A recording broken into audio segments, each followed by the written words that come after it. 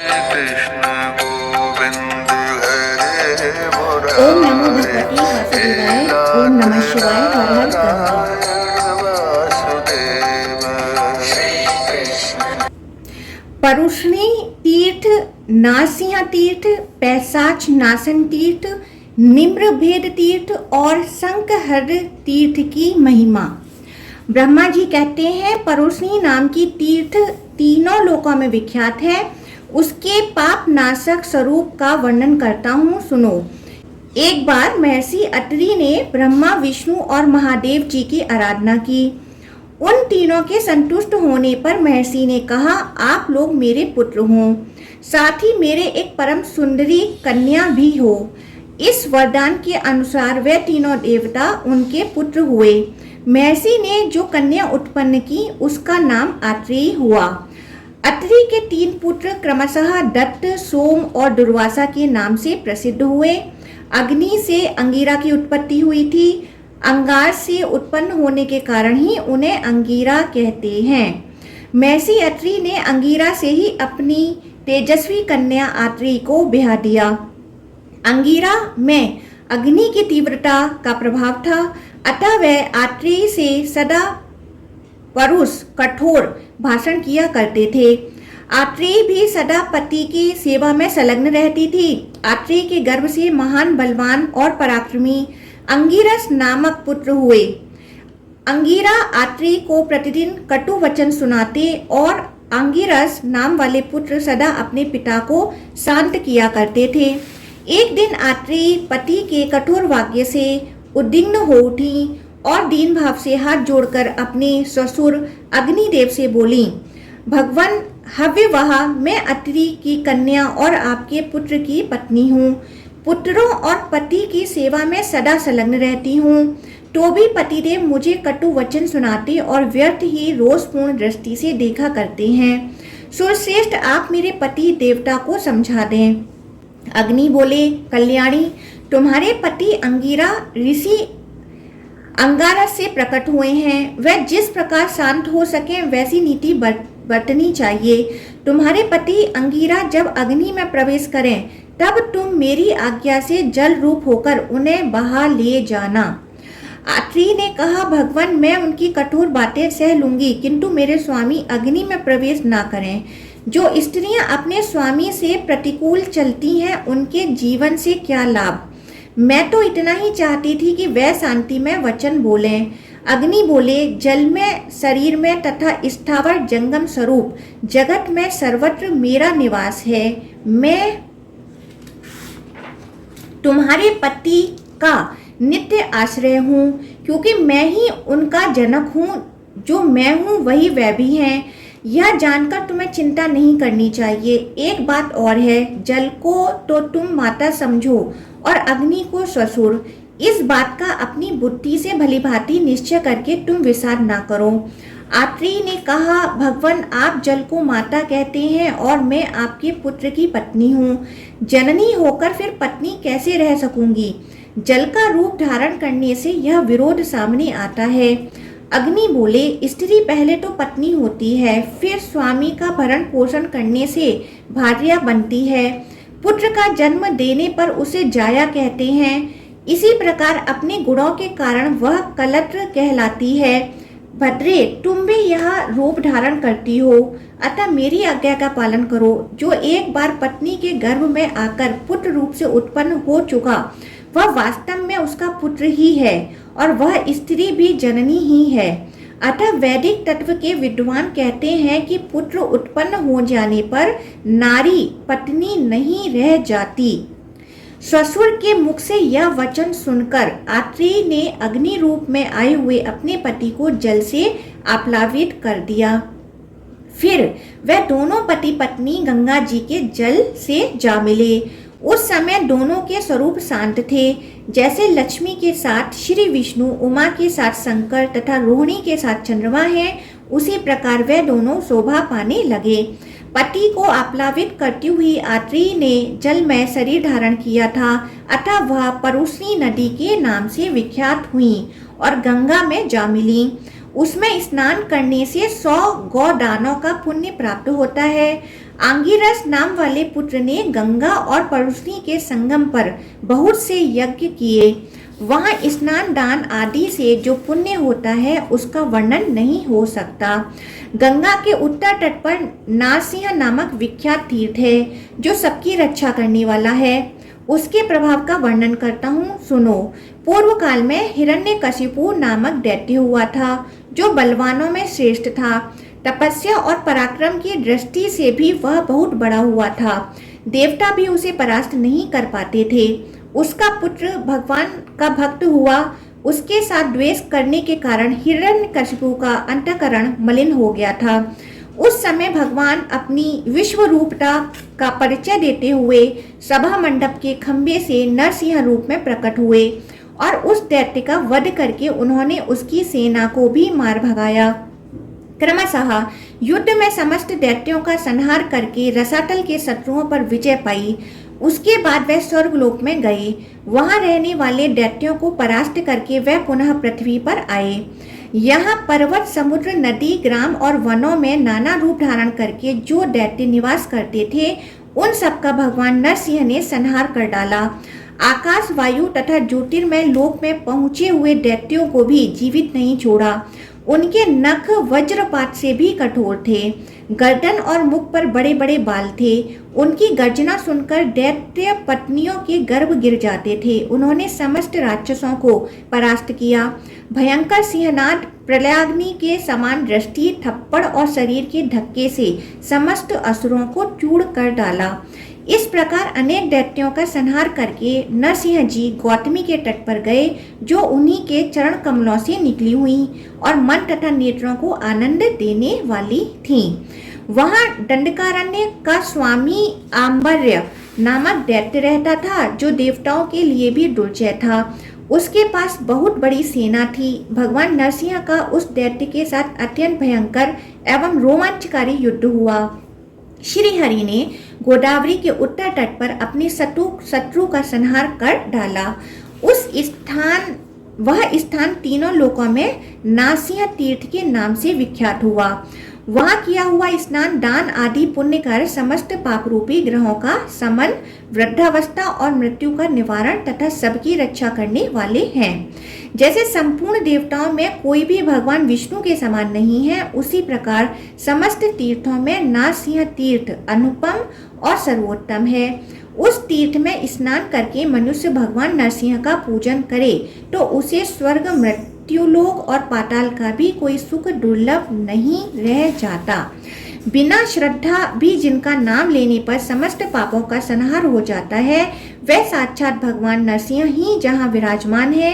उस तीर्थ के सेवन से प्राप्त होने वाले फल का कौन वर्णन कर सकता है। जैसे नरसिंह जी से बड़ा कहीं कोई देवता नहीं है, उसी प्रकार नरसिंह तीर्थ के समान कहीं कोई तीर्थ नहीं है। गंगा के उत्तर तट पर पैसाच नासन तीर्थ विख्यात है। नारद वहाँ पूर्व काल में एक ब्राह्मण पिशाच योनि से मुक्त हुआ था। सुयज्ञ के पुत्र अजिगर्ती एक विख्यात ब्राह्मण थे। एक समय अकाल पड़ने पर कुटुंब पालन के भार से दुखी एवं पीड़ित होकर उन्होंने अपने मझले पुत्र सनुसेप को वध के लिए क्षत्रिय के हाथ बेच दिया।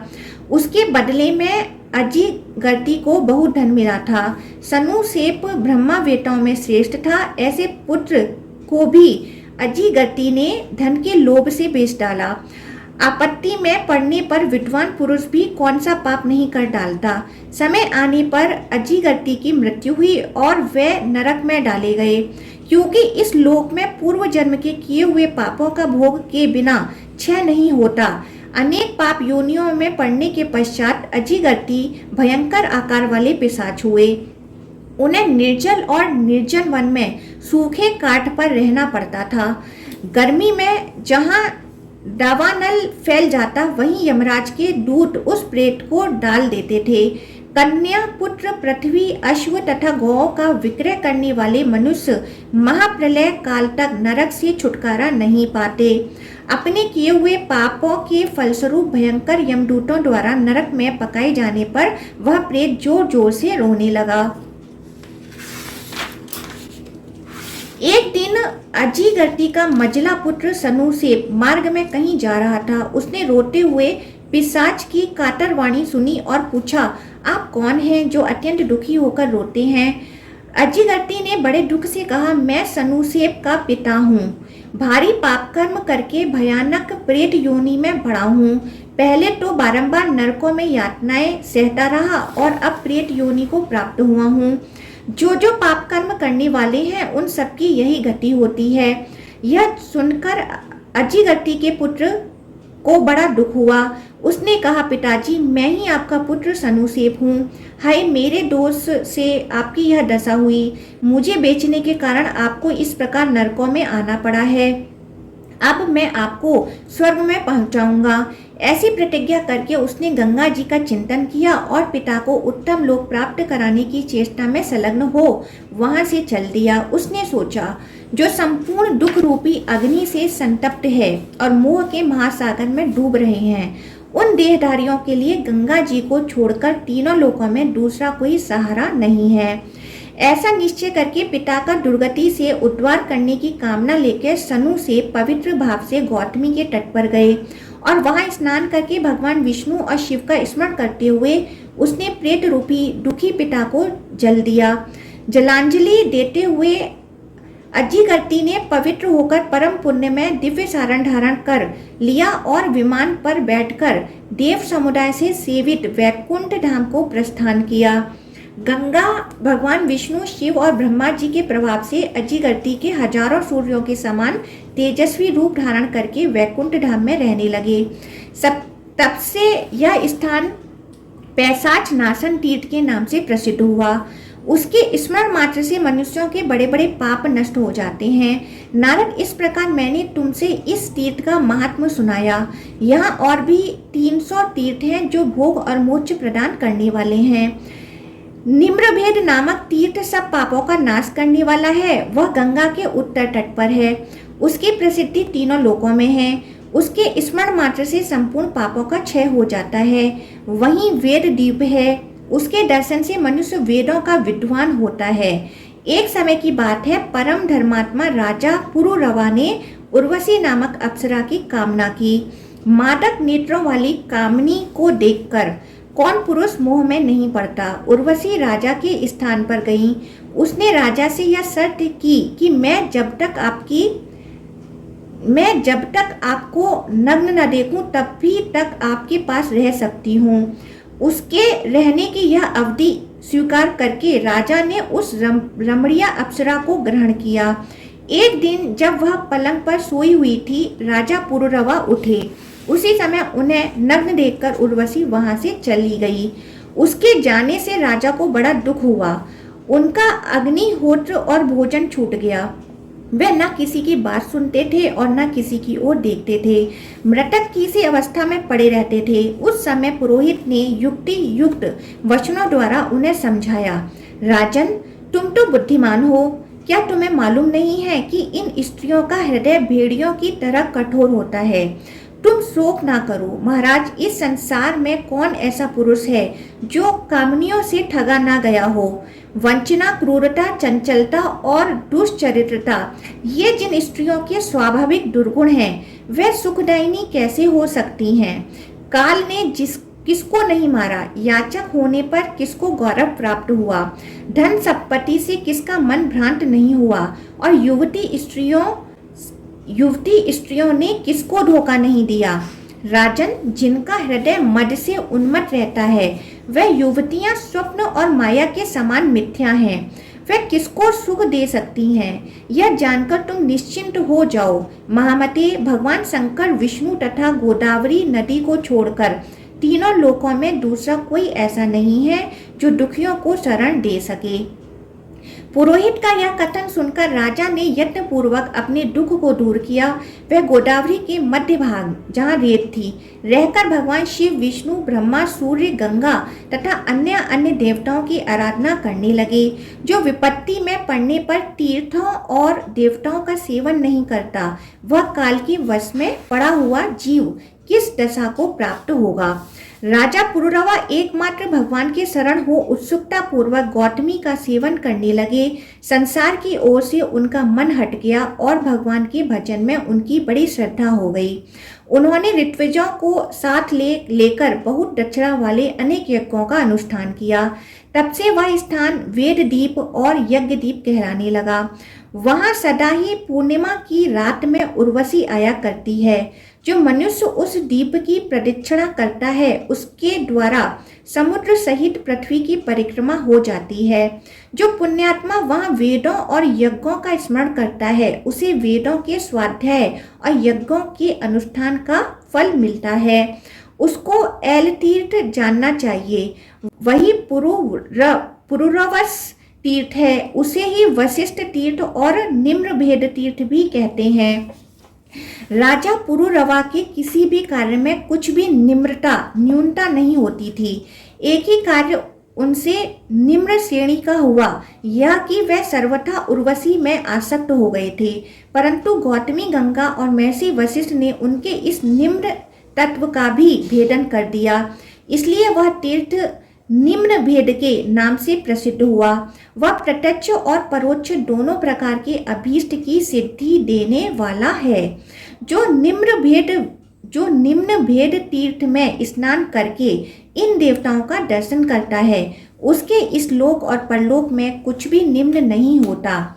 वह सब प्रकार से उन्नति को प्राप्त हो स्वर्ग में इंद्र की भांति सुख भोगता है।